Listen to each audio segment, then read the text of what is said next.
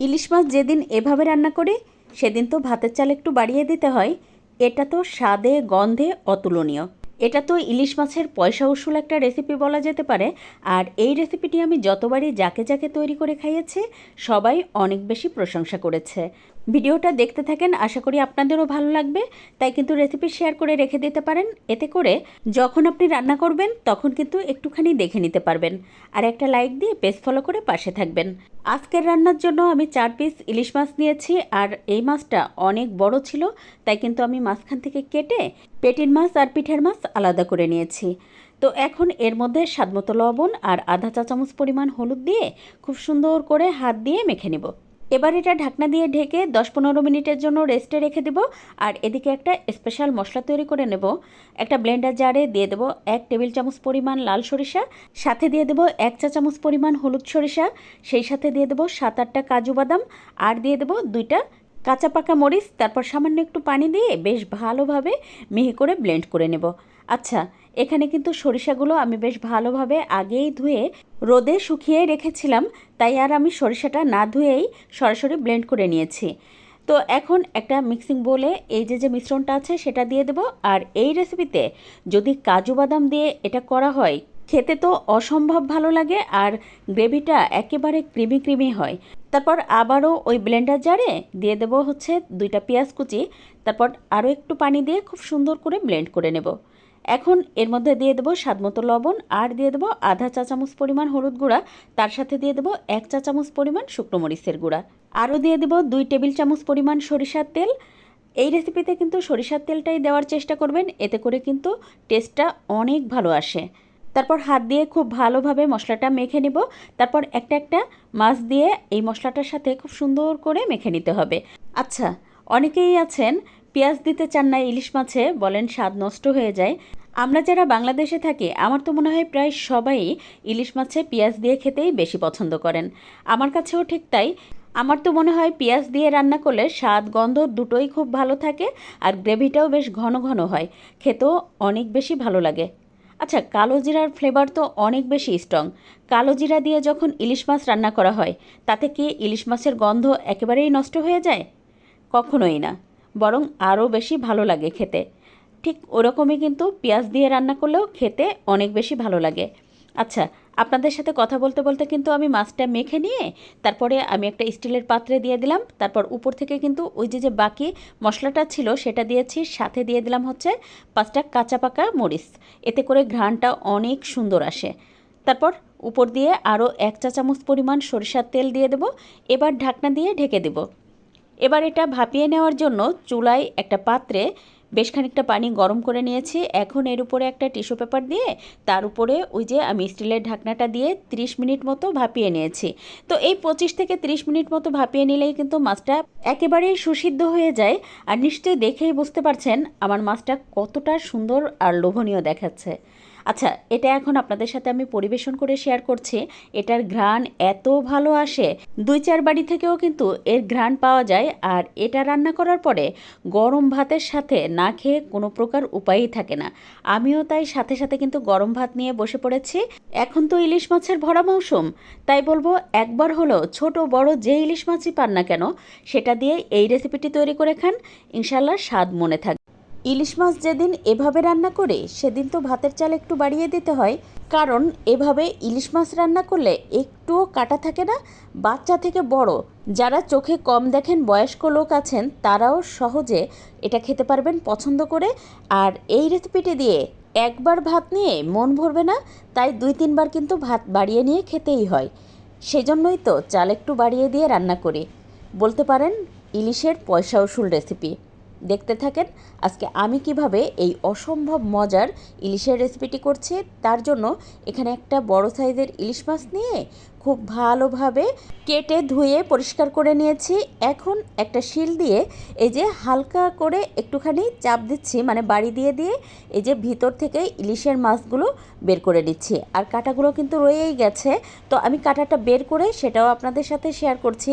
আর দেখতেই পাচ্ছেন কাঁটাটা কিন্তু একদম ভেঙে যায়নি, একদম আস্ত বের হয়ে আসছে। তো কাটার উপরে যতটুকু মাছ ছিল সেটা একটা চামচের সাহায্যে তুলে নেব। আর এই যে দেখতে পাচ্ছেন ইলিশের পুরো খোলসটাই কিন্তু রয়ে গেছে। তো এই যে ইলিশের মধ্যে যে বড় কাঁটাগুলো ছিল সেটা হাত দিয়ে তুলে ফেলে দিচ্ছি। এবার এই বাকি যে মাছটুকু ছিল সেটা একটা ব্লেন্ডার জারে দিয়ে দেব, সাথে দিয়ে দেব ইলিশের ডিমও। ইলিশ মাছ কাটার সময় ডিম পেয়েছিলাম আর সেই ডিমটাও দিয়ে দেব। আর এভাবে এই ডিমটা দেওয়ার কারণে খেতে যে কী পরিমাণ মজার হয়েছিল। আপনারাও কিন্তু ডিম যখন পাবেন তখন মাছের সাথে এভাবে দিয়ে এই রেসিপিটি করে খেয়ে দেখবেন। তো দেখতেই পাচ্ছেন আমি তো ব্লেন্ড করে নিয়েছি। এখন এর মধ্যে যে দু একটা কাটা ছিল সেটাও বেছে ফেলে দিব। আর হ্যাঁ, আজকের ভিডিও ভালো লেগে গেলে শেয়ার করে রেখে দিবেন। এতে করে আপনি যখন এই রেসিপিটি তৈরি করতে যাবেন তখন টুক করে একটু দেখে নিতে পারবেন। আর একটা লাইক দিয়ে পেজ ফলো করে পাশে থাকবেন। আজকের ভিডিও কে কোথা থেকে দেখছেন আমাকে কিন্তু কমেন্ট করে জানাতে পারেন। মাছের কাঁটা খুব ভালোভাবে বেছে নিয়ে এখন এর মধ্যে দিয়ে দেবো স্বাদমতো লবণ, আরও দিয়ে দেবো আধা চা চামচ পরিমাণ হলুদ গুঁড়া, সেই সাথে দিয়ে দেবো 1 চা চামচ পরিমাণ শুকনো মরিচের গুঁড়া, 1 টেবিল চামচ পরিমাণ পেঁয়াজ বাটা, তার সাথে দিয়ে দেবো 1 চা চামচ পরিমাণ সরিষা বাটা। আচ্ছা, এখানে যদি কেউ পেঁয়াজ খেতে না চান তাহলে পেঁয়াজটা দেওয়ার দরকার নাই, শুধুমাত্র সরিষা বাটা আর এই যে হলুদ, লবণ আর শুকনো মরিচের গুঁড়া দিয়ে এই রেসিপিটি করে নিতে পারেন। তো সব কিছু তো খুব ভালোভাবে মেখে নিয়েছি। এখন এই যে মাছের যে খোলসটা ছিল সেটার মধ্যে আমি এই যে পুরটা রেডি করেছিলাম সেটা দিয়ে দিচ্ছি। খুব ভালোভাবে কিন্তু দিয়ে দিতে হবে যেন বের না হয়ে আসে, আর এটা রান্না করার সময় যেন একদম খুলে না যায়। তাই আমি একটা সুচের সাহায্যে সুতা দিয়ে খুব ভালোভাবে এটা বড় বড় করে সেলাই করে নিচ্ছি। আর এই কাজটা এত সহজ, আমার তো মনে হয় এটা আপনারা আমার থেকেও ভালো পারবেন। তো এই তো দেখলেনই তো আমি খুব ভালোভাবে সেলাইটা করে নিচ্ছি, আর এটা রান্না করার সময় একদম খুলে আসবে না। আর দেখলেনই তো সেলাইটা করার পরে একদম আস্ত সেই আগের মতো মাছ মনে হচ্ছে না। এখন এই মাছটার গায়ে হলুদ করার জন্য স্বাদমতো লবণ আর আধা চা চামচ পরিমাণ হলুদ গুঁড়া, সেই সাথে 1 চা চামচ পরিমাণ সরিষার তেল দিয়ে মাছের খুব সুন্দর করে গায়ে হলুদটা করে নেব। এখন এটা ভাজার জন্য চুলায় একটা প্যানে 1/4 কাপ পরিমাণ রান্নার তেল গরম করে এবার এর মধ্যে মাছটা দিয়ে বেশ ভালোভাবে ভেজে নেব। এপিট ওপিট সময় নিয়ে সুন্দর করে ভেজে নিতে হবে। তো আমি প্রত্যেক সাইড প্রায় 6-7 মিনিট সময় নিয়ে ভেজে নিয়েছি যেন ভিতরে একদম কাঁচা না থাকে। আর 2টা চামচের সাহায্যে কিন্তু উল্টে দিবেন, না হলে ভেঙে যাবে। আর মাছটা যদি বড় হয় তাহলে বড় পাত্রে ভাজবেন, তা না হলে আমার মাছের মতো এই যে লেজের অংশ ভেঙে যাবে। এই তো প্রায় 10-12 মিনিট সময় নিয়ে খুব সুন্দর করে মাছটা ভেজে নিয়েছি আর তেল ঝরিয়ে তুলে নিয়ে এখন মাছটা একটু ঠান্ডা করে আমি আমার পছন্দ মতো পিস পিস করে কেটে নিচ্ছি। ইলিশের মৌসুমে এভাবে তো আমার কয়েকবারই ইলিশ মাছের এই রেসিপিটি করা হয়, সবাই তো অনেক বেশি পছন্দ করে খায়। আমি তো বলবো ইলিশের এই ভরা মৌসুম থাকতে থাকতে আপনিও একবার তৈরি করে খেয়ে দেখেন, আশা করি ভালো লাগবে। ইলিশের এই রেসিপিটি যতবারই করি ততবারই তো ভাতের চাল বাড়িয়ে দিতে হয়। এটা এত ভালো হয় খেতে, সবাই একটু বেশি করেই ভাত খেয়ে ফেলে। আর এটা বলা যায় ইলিশের পয়সা উসুল রেসিপি।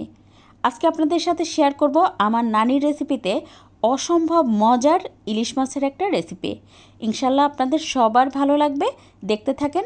আজকের রান্নার জন্য চুলায় একটা প্যানে দিয়ে দিলাম সরিষার তেল। এবার এর মধ্যে দিয়ে দেব 1 কাপ পেঁয়াজ কুচি। তারপরে 2-3 মিনিট ভালোভাবে এটা ভেজে নেব। একেবারে লাল করে ভাজতে হবে না, মোটামুটি যখন একটু নরম হয়ে যাবে ঠিক তখনই এর মধ্যে দিয়ে দেব আধা কাপ পরিমাণ পেঁয়াজ বাটা। এতে করে গ্রেভিটা বেশ ঘন হয় আর খেতেও অনেক বেশি মজার হয়। তারপর তো নেড়ে চেড়ে খুব ভালোভাবে কষিয়ে নেব যেন পেঁয়াজের কোনো কাঁচা গন্ধ না থাকে। 2-3 মিনিট বেশ ভালোভাবে কষিয়ে নিয়েছি।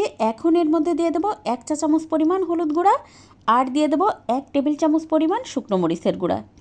আচ্ছা, এখানে কিন্তু ঝালটা আপনি আপনার পছন্দ বুঝে দিয়ে দেবেন। আপনি কতটুকু ঝাল খেতে পছন্দ করেন সেই বুঝে মরিচটা দিয়ে দিবেন। এখন এর মধ্যে দিয়ে দেবো স্বাদমতো লবণ। তারপর তো সব কিছু খুব ভালোভাবে নেড়ে মিশিয়ে দিয়ে সামান্য একটু পানি দিয়ে সময় নিয়ে কষিয়ে নেব যেন মশলার কাঁচা গন্ধ না থাকে। আর হ্যাঁ, আপনি চাইলে কিন্তু সরিষার তেলের পরিবর্তে সয়াবিন তেল দিয়েও এই রান্নাটা করে নিতে পারেন। তবে সরিষার তেল দিয়ে ইলিশ মাছ রান্না করলে খেতে অনেক বেশি ভালো লাগে। তো এই তো দেখতেই পাচ্ছেন বেশ খানিকটা সময় কষিয়ে নেওয়ার পরে এবার এর মধ্যে দিয়ে দেব আগে থেকে কেটে ধুয়ে পরিষ্কার করে রাখা ইলিশ মাছ, আর সাথে ইলিশ মাছের ডিম পেয়েছিলাম সেটাও দিয়ে দেব। তারপর তো 2-3 মিনিট রান্না করে নিয়ে এবার এর মধ্যে সামান্য একটু পানি দিয়ে দেব, যেন মাছটা খুব ভালোভাবে কষানো হয়, আর আলতো করে একটু নেড়ে দেব। 2-3 মিনিট রান্না করে নেওয়ার পরে এবার একটা সাইড একটু উল্টে দেব। আজকের ভিডিও ভালো লাগলে একটু শেয়ার করে দিবেন, এতে করে আপনার যখন দরকার হবে তখন আপনি একটু ভিডিওটা দেখে নিতে পারবেন। আর একটা লাইক দিয়ে পেজ ফলো করে পাশে থাকবেন। তো 3-4 মিনিট রান্না করে নেওয়ার পরে এখন তো এর মধ্যে দিয়ে দেব 1 কাপের একটু বেশি পানি। এই 1.5 কাপ পরিমাণ পানি দিয়েছিলাম। আপনি কতটুকু ঝোল রাখতে চান সেই বুঝে পানিটা দিয়ে দিবেন। তারপরে তো ঢাকনা দিয়ে ঢেকে চুলার আঁচ মিডিয়াম রেখে 10-12 মিনিট মতো রান্না করে নিয়েছি। ইলিশ মাছ রান্না করতে খুব বেশি সময় লাগে না। তো এই তো 10-12 মিনিট সময় নিয়ে রান্না করে নেওয়ার পরে এখন এর মধ্যে দিয়ে দেবো বেশ কয়েকটা কাঁচামরিচ। আমি কাঁচামরিচের মাথার থেকে মানে উপরের থেকে একটুখানি ভেঙে দিচ্ছি, এতে করে ঝালটাও ছড়াবে আর খুব সুন্দর একটা ঘ্রাণও আসবে। তো কাঁচামরিচ দিয়ে 2-3 মিনিট রান্না করে নিয়েছি। আর এখন হালকা হাতে একটু মাছটা উল্টে দেব। আজকের ভিডিও কে কোথা থেকে দেখছেন চাইলে আমাকে কমেন্ট করে জানাতে পারেন। তো সবগুলো মাছ বেশ ভালোভাবে উল্টে দিয়ে ঢাকনা দিয়ে ঢেকে আরও 1-2 মিনিট রান্না করে নিয়ে চুলাটা বন্ধ করে দেব। দেখতেই পাচ্ছেন উপর থেকে যখন তেলটা একটু উঠে আসছে তখনই তো আমি চুলাটা বন্ধ করে দিয়েছি। আর এরকম ঝোল রেখে যদি রান্না করা হয় তাহলে খেতে অনেক বেশি ভালো লাগে। আমি তো এই মাছটা এভাবে রান্না করি, সবাই অনেক প্রশংসা করে। যেদিন এভাবে ইলিশ মাছ রান্না করি সেদিন তো ভাত বাড়িয়ে রান্না করতে হয়ই। এটা এত ভালো লাগে খেতে, সবাই নিজের অজান্তেই অনেক বেশি ভাত খেয়ে ফেলে। আর হ্যাঁ, এই রেসিপিটি শুধু যে বড় ইলিশ মাছ দিয়ে রান্না করলে খেতে ভালো লাগে ব্যাপারটা কিন্তু সেরকম না। চাইলে আপনি ছোট ইলিশ মাছ দিয়েও এই রেসিপিটি করে খেয়ে দেখতে পারেন, সেটাও অনেক বেশি ভালো লাগে। আজ এ পর্যন্ত, কাল আবার নতুন কোনো ভিডিও নিয়ে দেখা হবে ইনশাল্লাহ। সে পর্যন্ত সবাই ভালো থাকবেন, সুস্থ থাকবেন। আল্লাহ হাফেজ।